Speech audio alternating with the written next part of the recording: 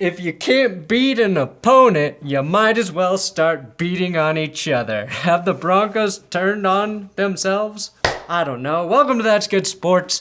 I'm your football masochist, Brandon Perna, and you are now watching my least favorite tradition as a Broncos fan, recapping the new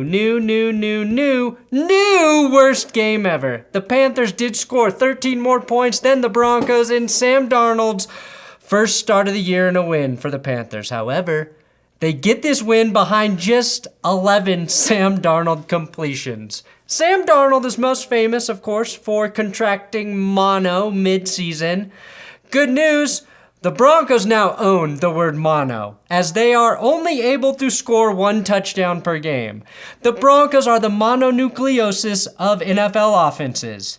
Except they didn't even have the fun of contracting it by kissing someone. Oh, my team gets mono by falling face first into a urinal after slipping on a banana peel. Let's watch another miserable outing by the most pathetic offense since Bill Belichick only let Mac Jones throw it 3 times in that wind game back in 2021. In fact, the Patriots scored more points in that game than the Broncos did against the lowly Panthers today. Whew. Why are we even doing this, sports?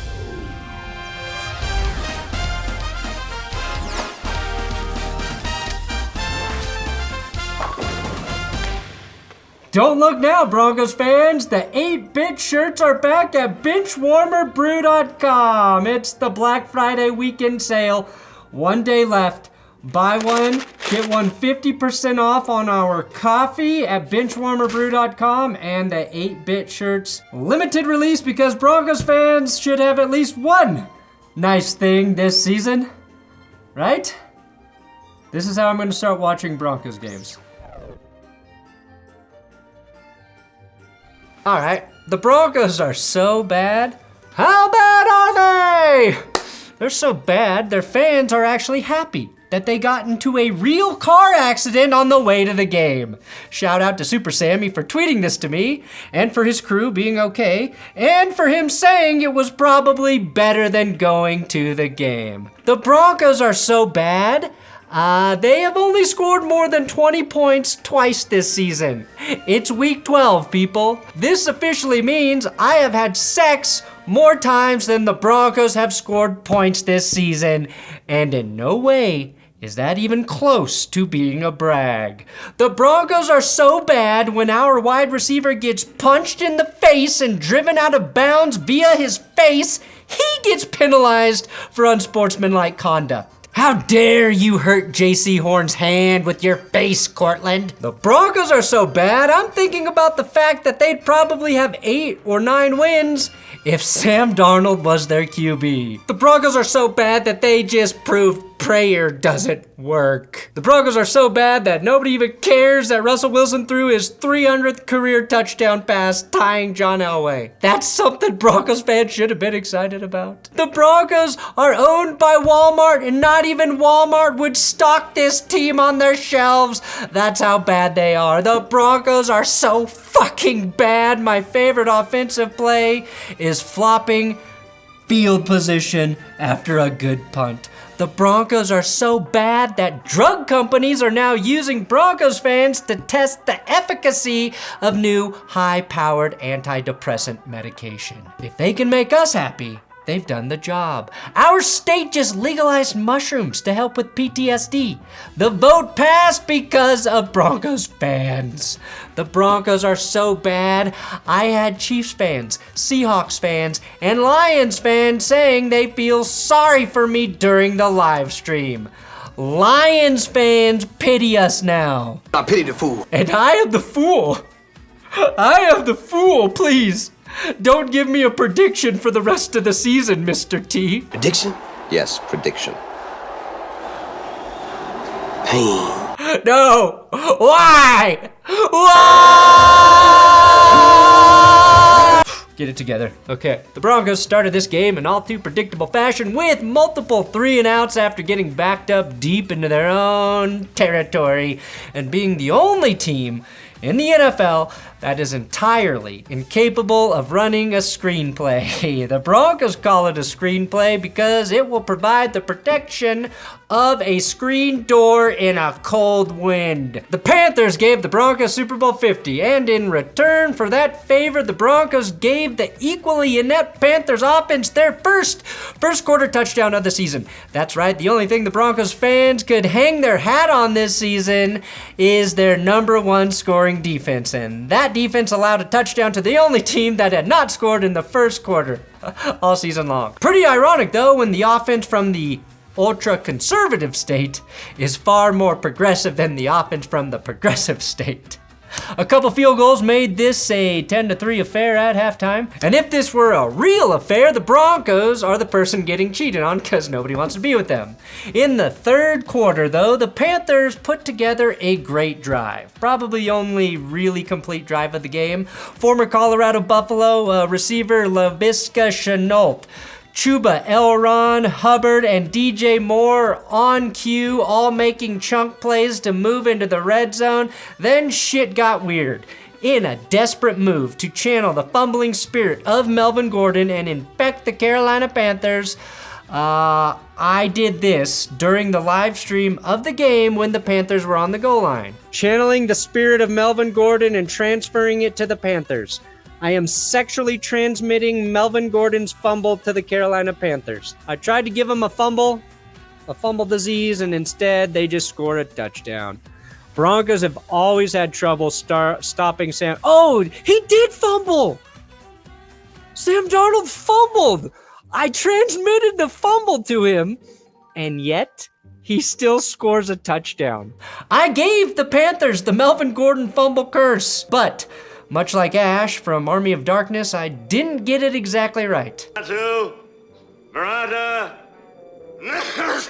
Sam Darnold and unlikely rushing touchdowns against the Broncos is a pairing more embarrassing than when you're trying to watch porn on your phone covertly and the audio pairs to Alexa in another room. You keep upping the volume, not hearing anything while your family is in the other room in shock. And a couple more field goals and a Broncos touchdown, and that's how the Panthers won the game 23-10. It's as unimpressive a win as you can imagine. Sam Darnold and Russell Wilson combined for fewer than 300 yards passing, each with just 1 TD. The difference is that the Panthers have an offensive line and the Broncos do not. Russell Wilson was sacked 3 times in this game, but it felt like he was pressured on 100% of his dropbacks and hit on every other throw. The Panthers also rushed for close to 190 yards. Denver averaged more yards per carry, but that's because Latavius Murray busted out a 52-yard run for the Broncos. Not only was that the longest run by the Broncos all season, it was the first rush they had go for more than 20 yards all season. That's been another problem. Now, I do respect the Broncos offense, paying tribute to Melvin Gordon and losing 2 fumbles in this game. Couldn't have done it without his spirit. This is pretty hilarious. So the first good thing to happen for the Broncos in this game was a bad punt by Corliss Waitman. The punt was very short, which had Raheem Blackshear, had him sprinting to make the catch, which he muffed, and Denver capitalized on that turnover by, settling for a field goal. And that long-ass run by the aging Latavius Murray, the run that accidentally set off his life alert necklace for possible cardiac arrest, well, Denver gave the ball back on this incomplete fumble right after. Brian Burns beats the Broncos' 87th starting right tackle and gets his hand on the ball that Wilson throws forward for a fumble recovered by Carolina. It's one of the rare cases when a QB throws the ball but also fumbles it because their hand is open while pushing it forward. Speaking of open hands, I want GM George Payton to hire a pimp to open hand slap this offense every time they make a mistake. Now, I did see Brock Osweiler do this once in his return game against the Broncos.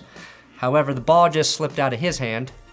I wonder if anybody made a Brock Osweiler video recently. That'd be cool to see, wouldn't it? After the Panthers kicked a field goal, Mike Purcell was flagged for unsportsmanlike conduct.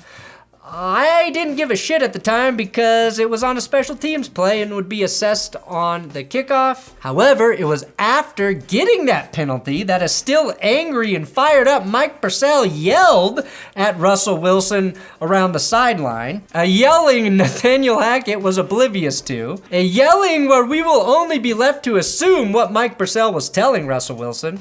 Maybe he was notifying Russ that Carson Wentz has more passing touchdowns than him this season and Wentz hasn't played since week 6. Or he was reminding Russ that he still has more bathrooms in his house at 12 than passing touchdowns. I don't know. But instead of kicking it into the end zone with the good field position, Carolina did something very smart. They utilized the short field for a pooch kick. The ball goes to young Jalen Virgil, who tries to make a play only to have it stripped, and TJ Carey recovers, making him the second carry on TV to give me nightmares in my lifetime. So a frustrated Mike Purcell, who just cost the team with the penalty, yells at his quarterback Russell Wilson, only so the special teams unit can turn the ball over and hand the Panthers another 3 points. Our team can't even get fucking mad at each other correctly. As you can see, there was a lot of bad football in this game, but I saved the worst for the last. The Broncos' lone touchdown drive was maybe the least rewarding touchdown I have ever experienced. It took Denver over 5 minutes to score while running the hurry-up offense.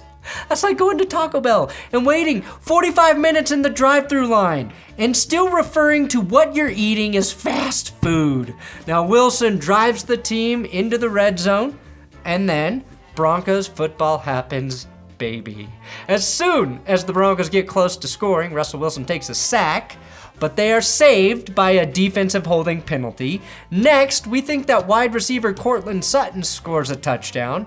Wilson, under duress, just hucks up a small moon ball, not by choice, but it gets to Sutton, who looked like he was not touched down. Turns out he was touched, and that fake touchdown was removed. Next play, Russell Wilson, aw shit, he's sacked. Next play, Russell Wilson, after buying an eternity, scrambling, fires a dart to the back of the end zone to tight end Weird Al Dulcich, who catches what is certainly a Broncos touchdown. However, there are 2 penalties on that play. One by the Panthers and one for illegal touching by Dulcich, who ran out of bounds and then was the first player to touch the ball after getting back in bounds. Second fake touchdown taken back.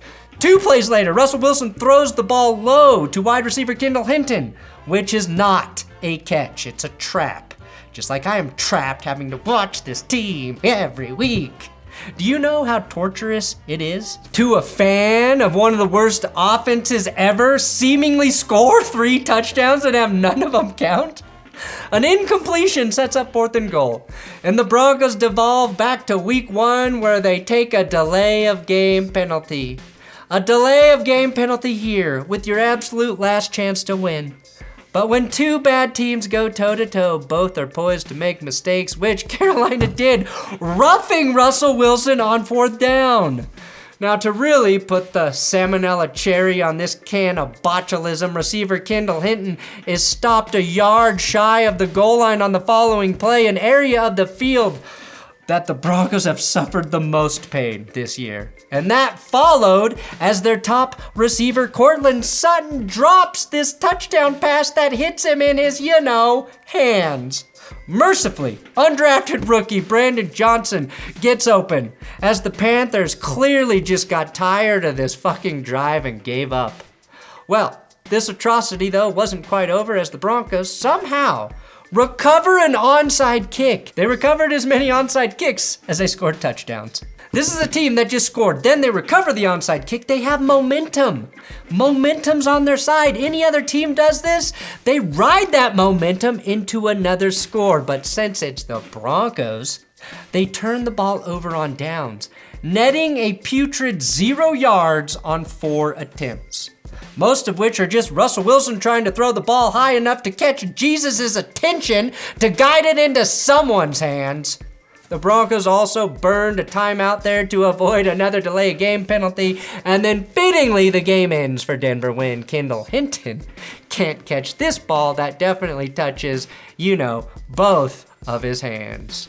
At least the Panthers have an excuse for sucking. It's part of their plan as they rebuild for the future. They're down to Sam Darnold at QB. They sent away Christian McCaffrey. They fired their head coach. That's what they're doing. The Broncos did what many considered were all of the right moves this offseason. All of the right moves. And they are arguably the worst team in the NFL not named the Texans. That's how nothing goes right for a team. And I've never seen something like this happen, where everything, every week, goes wrong. Thanks for watching it with me here on That's Good Sports. Subscribe if you like to be tortured. That's what Broncos fans are. Check out the Brock Osweiler video. That's less painful. And as always, I'll have the best and worst of the NFL week up tomorrow, Monday. So come back.